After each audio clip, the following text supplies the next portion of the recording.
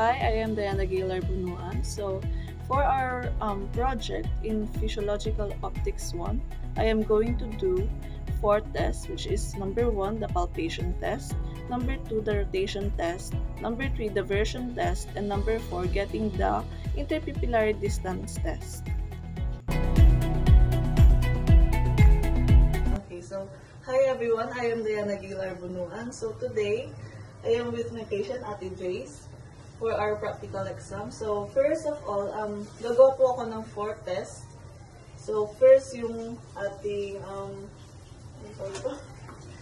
first is yung palpation test. So, can we please remove your glasses, ma'am? So, I will ask you to look down first, and then I will feel her eyelids using my index finger po. And then, using my middle finger, ipuput ko po yung middle finger ko sa nose niya, tip ng nose para ma-feel ko po yung pressure ng dalawa. So, ano na lang po. Yung index, I will put it sa tip ng nose, and then yung middle finger ko naman po sa eyelid niya. So, ipipress ko po siya 2 times. 1, 2, and then 1, 2, 1, 2, 1, 2, 1, 2, 1, 2.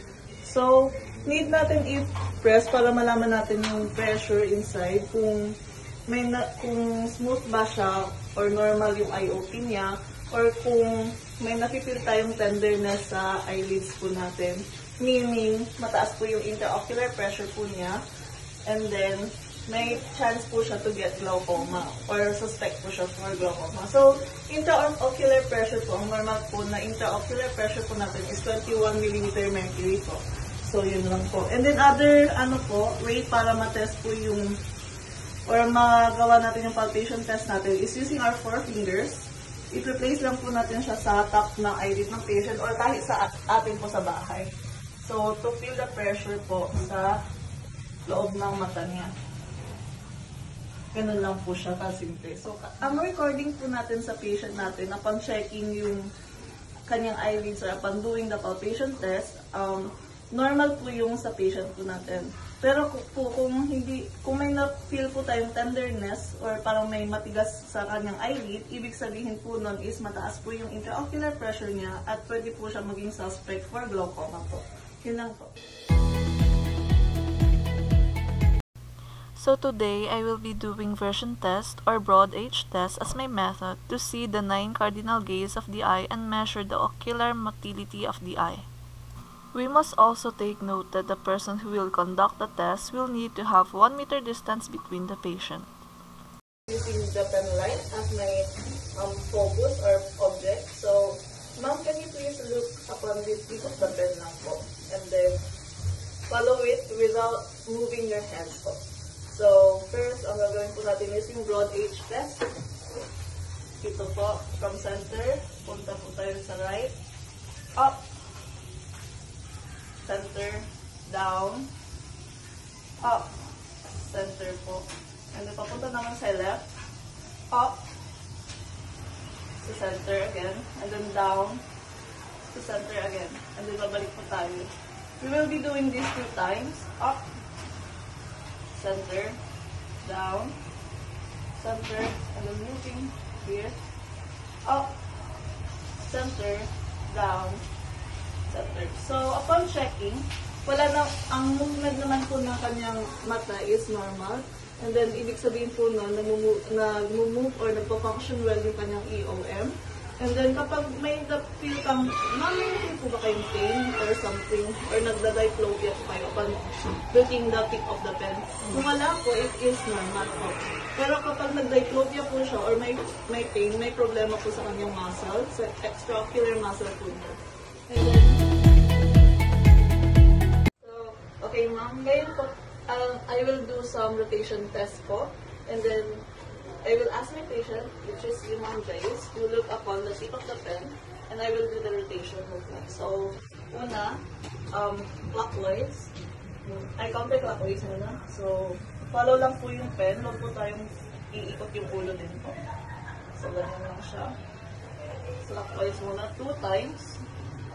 And then naman sa counterclockwise, duduling na.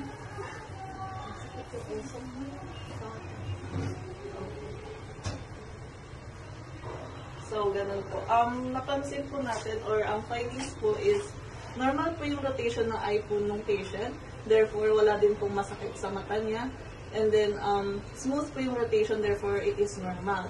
So, pagka hindi po siya normal, which is yung other findings po, yung jerky movement or yung nagja-jump po yung mata niya upon looking, ibig sabihin po na may spasm po sa muscle niya or may problema po dun sa EOM muscle niya po. Yun lang po. I will now measure my patient's interpupillary distance, which is the measurement of her pupil from right eye to the left eye. So, gagamit po tayo ngayon ng PD ruler or pupillary distance ruler.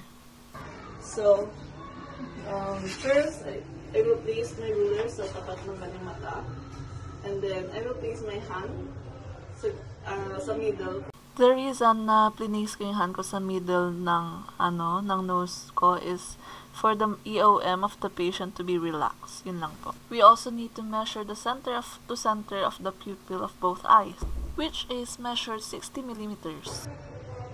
Then I will measure 60. And then first, ang measurement po natin from left, tingin po muna sa left.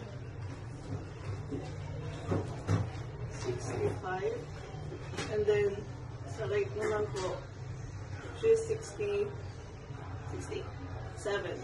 So, ibig sabihin po nun, ang findings po niya is, sa far